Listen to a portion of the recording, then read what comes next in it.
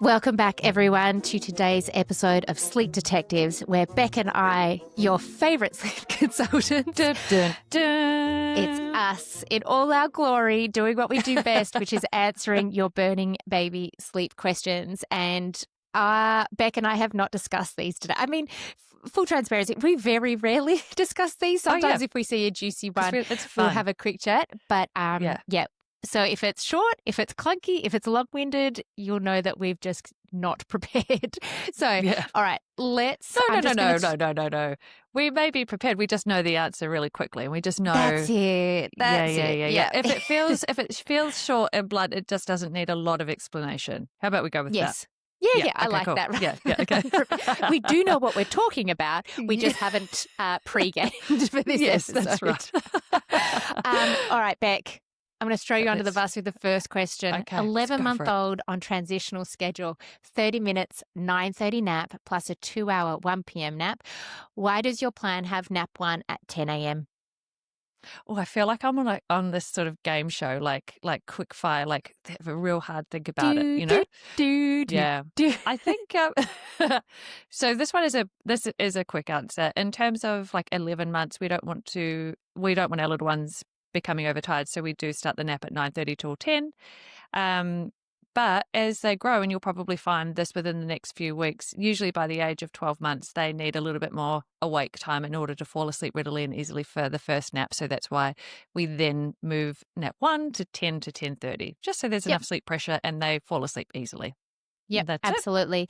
And I also think, even though this is rapid fire, if your schedule is working for you, it doesn't matter if it's different from ours. Yeah, you'll just sort of notice. You'll see that it's becoming hard and baby's not falling asleep until like 9:45, in which case you do 9:45 to 10:15, and then, subsequently 10 to 10:30. All good. Yeah. Okay. 7-month-old happy taking third nap. Amazing. We love to see that. Always keep 4 feeds with 3 naps. Only move to 3 feeds with 2 naps. Correct. Yes. And we have an episode which was really popular about how to manage milk feed timings when we make the inevitable nap drop from 3 to 2. I've got all my drop the feeds, drop the naps, 3 to 2 naps, and how we usually consolidate to 3 milk feeds rather than the 4 that we use for the 3 nap schedules. And it's all just about creating balance of increased need for solids as a baby gets older, tanking up for taking bigger, more consolidated naps. What were you about to say, Beck?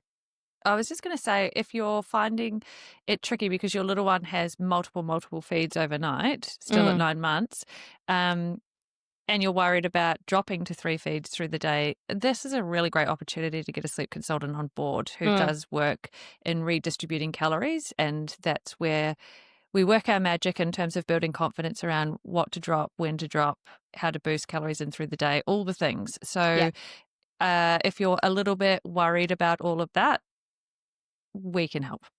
Yes, I actually was giving a baby sleep talk to a group of lovely first-time mums, and I was explaining how everyone thinks that primarily our job is sleep training techniques, self-settling, but so much of our work is actually around feeds. And when I walked through and actually showed them with an example schedule of how and why I would do this, you could literally hear the gasp of like, oh, yeah, that's why. Yes, that makes sense for what I'm experiencing. Oh, yeah, they haven't been wanting that final feed because dinner was here and I'd already done a feed. So, yes, it really like can be beneficial. Drops. Yes. And that's our goal always, for that penny to drop so that you understand why you're doing what we recommend.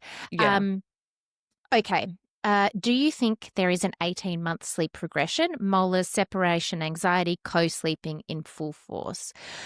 Listeners will know that Beck and I are usually quite tough crowds with really sort of milestone regressions, that are marked by age base, just because I think regressions can happen at any time for lots of different reasons. I personally do commonly see an 18-month sleep regression. definitely. There is, as always, I think it's usually a perfect storm of lots of different things happening, all of which this mother here has said. And I also think it's commonly seen, it goes hand in hand with some autonomy seeking, like a toddler becoming a toddler, being like, ooh, where is the boundary here? What do I have control over in terms of going to sleep, staying asleep? And that can usually also play a big role in the 18-month sleep progression. Well, it's very hard because the autonomy and language skills. So being able to dictate, direct, engage, and the big word no. Yeah, you know, yeah, and the big set of lungs that go with it. More, and no are the key words that you'll probably hear at this age, and sort of and using that in conjunction with more books, more cuddles, more drinks, and no mummy, no daddy, those types of things, which pull at the heartstrings, and it really makes you sort of second guess a lot of, what you're trying to achieve and how you're going about doing it. So you can find yourself in quite a bit of a sleep pickle. But we have done an 18-month regression No, we did episode. 2 years. Oh, okay. Oh, gosh, I can't wait to do the 18-month one then. Okay, yeah. Yeah, because we'll schedule that in. Yeah, so stay tuned for that one because we will go into depth about how that manifests and unfolds and how to get your way out of it, I guess. Yeah. Okay, excellent. Exciting. Consider it. Beck and I always message each other, be like, what are we going to talk about this week? So we're officially adding it to the list, the 18-month sleep progression. But yes, if you're experiencing that, yes, it's real. But to be honest, the way you treat it, so to speak, is by the same way you do it at the 4-month sleep any regression. You come back to the basics, you review your schedule. Is it age appropriate? You have a look at solids. Is there any still milk overnight that could be taken? Like you just go back to the basics, regroup, get to bedtime, and then work on self-settling or doing less of what you're currently doing if the co-sleeping is no longer working or not what you want to continue with, and you start doing less so that you get back into cot sleep. If not, great self-settling, independent sleep. Okay, excellent. We'll schedule that episode in. Okay. How to tell if too much day sleep or overtired due to overnight wakings at 13 months old.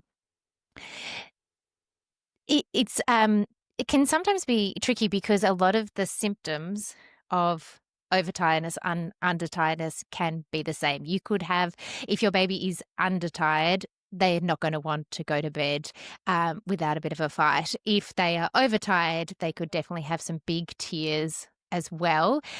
Going to bed, you might have overnight wakings because sleep pressure's run out or they're overtired. Same with early. So I do appreciate that sometimes the symptoms can overlap. This is where the great day schedule and the transitional schedule of the short long is the perfect place to start. If you haven't already listened to our episode on the transitional schedule and dropping from 2 to 1 naps, definitely go and have a listen to that, because once you get on that schedule, and not saying that our schedules are like, no, we should. They are absolutely perfect for every baby. They're brilliant. But what it means is that you go into the night ruling that out already. This is true. Yeah. It's funny, isn't it? Because it really does. The bedtime and the first half of the night will pretty much play out exactly the same, regardless of if you're undertired or overtired. So overtired would be needing a lot of help initially to fall asleep, and then the cortisol keeps waking baby up because the cortisol, they can't reach a deep phase of sleep, and so they just keep popping awake. Whereas the undertired side of things, they're not tired and ready for sleep, so you have to work really hard to get them off to sleep. Yes. But then they don't have the sleep pressure to keep ticking over the sleep cycles in the first. So it looks exactly the same. It can look very and feel tricksy. the same. It is. So that's why wake windows, sleep pressure, sleep drive, all the things are important things that we deal with and micromanage to build your confidence around getting the sweet spot, for sure. Yeah, and I think, you and I, well, I can only speak for myself. It's very rare that I work with an undertired baby. Usually I'm working with families that have had multiple overnight wakings, short naps, long wake windows, fighting for their lives for weeks to months, if not years sometimes. And so I always also relate it back to parents. If you are tired, if you are this tired on our call, then yes, your baby or toddler gets a nap and gets some reprieve, but they are definitely tired. Their little internal body clock, they don't have the same reserve as us. So chances are there is probably more likely due to overtiredness, but we would need to do a bit of a schedule review. I'll throw back to one of my clients this week, 5-month-old, as an example of undertired, which again I don't often see. A 5-month-old sleeping beautifully, like loves a nap, but was sleeping for an hour in the morning, 2.5 to 3 hours in the middle of the day, and 45 minutes for third nap, and then like 100,000 dummy replugs overnight. Yes, and like they've maxed out during the day.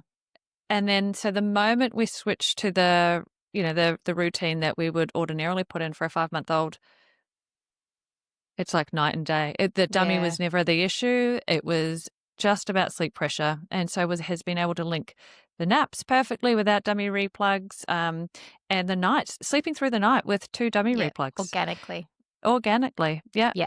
So, so it can be as simple as just creating more sleep pressure, sleep drive, and then also reshaping the day to ensure that you haven't got additional cortisol, which is your overtiredness. Yes. So the other thing I sometimes see with undertired is that your baby will be awake yet mostly content overnight. Yeah. You might maybe they even have a bit of a false start in the first half of the night, but they're just awake, hanging out, blowing raspberries, having a play, banging their dummies together, and maybe throughout the night. But often if there is like, red hot crying, I'm usually seeing that more so with overtired, because emotionally they're just significantly more fragile and don't have the capacity to try and calm themselves and soothe themselves back down easily. This is true. Yep. So a few things to look out for there. But yes, also could be undertired. All right. How to deal with separation anxiety on previously near perfect sleeper and self-settler at 11 months old. I'd need more information to be able to attribute any of this to separation anxiety. Yeah. I think it's something that's thrown out. I don't want to minimize this parent's thoughts at all around this, but I think just hearing the words near perfect as well, sort of like there must be something else that's sort of happening that is underlying, like in terms of like there must be some sort of challenge that they're facing, and then something else has happened, and then it's almost like a bit of a buzzword that sort of goes on, with the separation anxiety. I don't know how to put it. No, I understand, because I am in agreement with you, considering the amount of babies that we work with of all sorts of ages and older babies, definitely.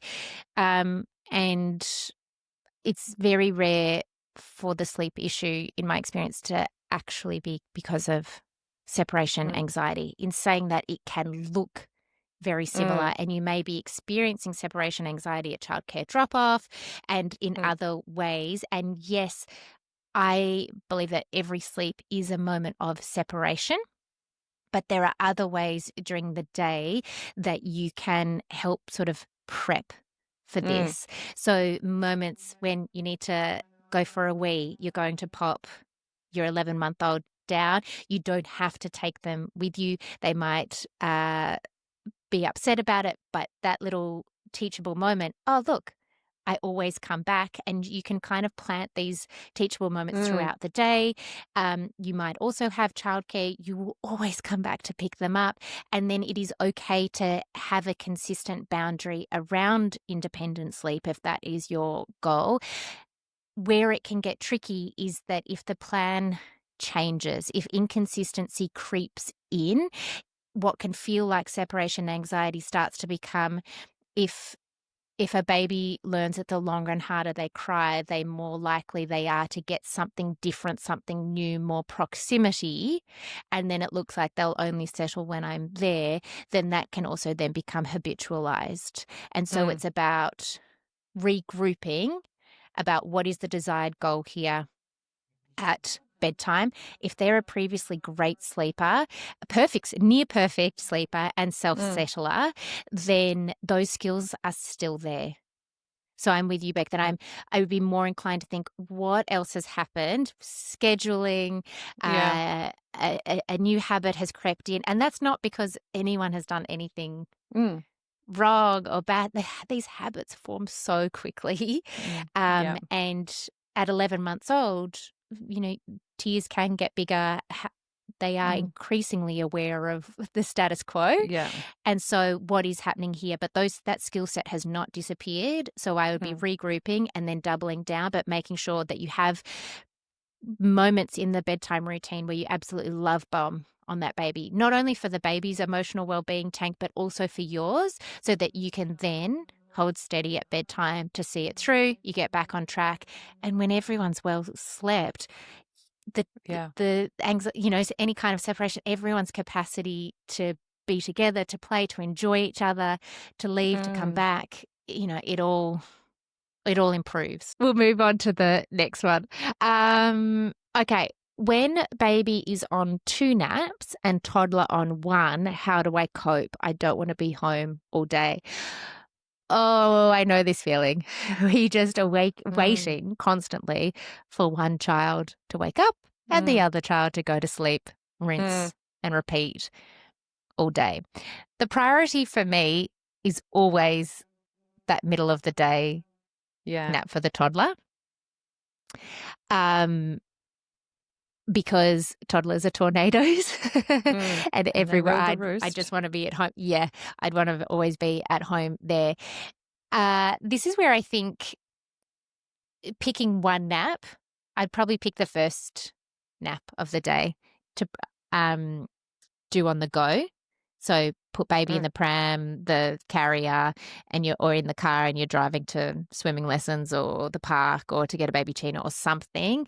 Being home then for toddler nap, and then offering baby a second good nap, which may actually, I'm just thinking, probably overlap a little bit. I mean, I don't know how old this baby is, but if they've had a shorter nap because it was on the go, then chances are it's going to coincide at some point, the second nap, with the toddler's nap, in which case you are hands-free.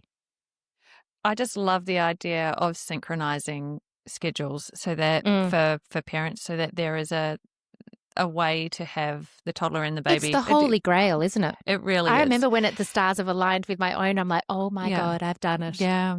And I quite often do this with families as well who really want to get bedtimes in sync, so like you've got the older toddlers and so forth. It's, it can be a little tricky initially to begin with, but it's the investment, right? So and obviously age will play a factor in how old the baby is and whatnot in terms of like where that, but again, you kind of invest in sort of doing the groundwork to be able to get to eventually having both naps timed perfectly. So you've got that hands-free hour and a half, 2 hours or whatnot in the middle of the day. And then working towards the bedtime routine of being the same.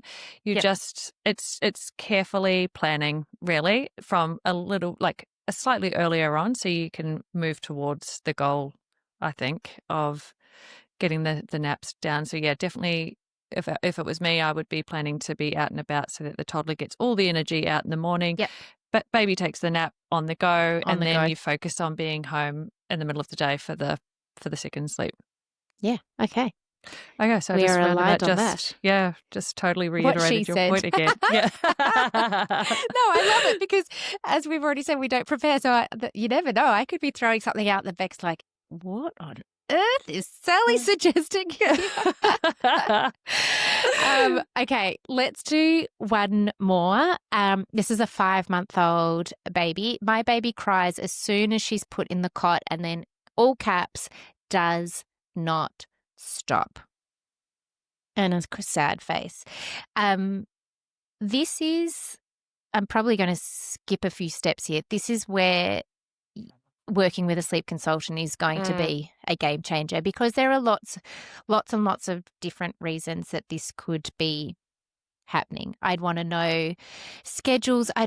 The main thing that jumps out in my head is, where are we up to with self-settling? Are we trying to do self-settling at 12 o'clock kind of for the first time, when the skill hasn't consolidated at bedtime and overnight? Where are that would be my main question. But this is where we'd need to have more information and doing a full review and creating a plan, because the does not stop doesn't need to happen. Yeah. We've talked about before that lots and lots of babies, including my own, have a cry as they're going into their room, that, when you're putting the sleeping bag on.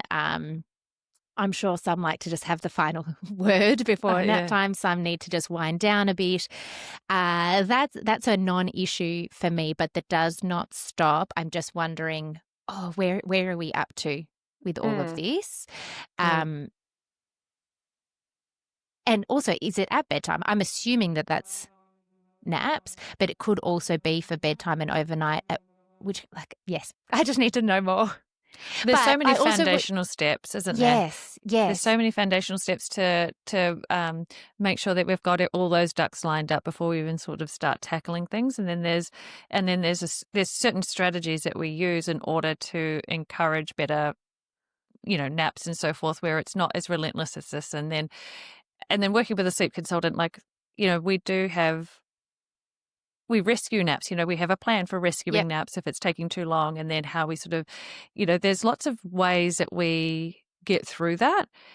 So many ways we get through that, but I think it's usually an individualized program, really, like plan. Like when it's that hard, you kind of want to, and you want to get it sorted. Those are the times when you're like, a professional will be able to help you. So that you don't have to think about it. We do all the hard work. We do all the thought process. We create everything in order for it to be optimized, and then you just follow our lead. And then if it's not going right, we fix it for you. We literally fix these things for you. Yeah, because I'm even just thinking, sometimes it's as simple as, that wake window after nap 3 is way too long. You've had a 30-minute nap and then this really long wake window, and then baby's overtired and is crying. Like, there's so many different ways. It could be that baby's just had a feed before bed, had a 2-second power snooze, and now is not tired at all.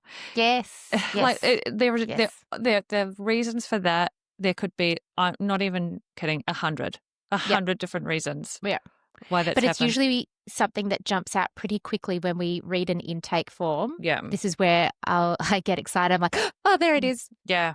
That's what we're going to do. That's what, when we hear what happens during the crying. Yeah. So this is where definitely book in with one of us, with a sleep consultant of your choosing, because one of our big jobs is to minimize tears to the best of our ability. And just know that at 5 months old, great sleep is absolutely possible. Excellent. All right. Well, I think that is another episode of Sleep Detectives done. Done and dusted. I have a massive slab of cake next to me with pink icing that is calling my name. I keep thinking, I'll just sneak a bite and then remember I've got a microphone and nobody needs to hear. That is not the ASMR that anyone is signing up for. So that's what I'm off to do. What have you got scheduled, Beck? This afternoon, footy club stuff. You know me, it's just never ending. So yeah, I'm setting up for a canteen. Anyway, do your children do cricket? Are we going to hear all about cricket in summer? No, it's OzTag and touch in summer. Sally, we don't do cricket. No, we don't. We had one cricket. season of cricket. We had one season of cricket. Cricket. Is that the song? Yeah. I don't like cricket. Yeah. But can be substituted for we don't play. We don't play cricket. Yeah, no. So that's what I've got. But I would like some cake. Maybe I'll have to duck next door to our dessert first and grab one of their cookies. One day there'll be some AI app where I can just pass you a slab of cake through the screen. Wouldn't that be but so until good? Then, I will eat it. Okay. Yeah. All right, everyone. We will see you on the next episode of Nap Trapped. Bye. See ya.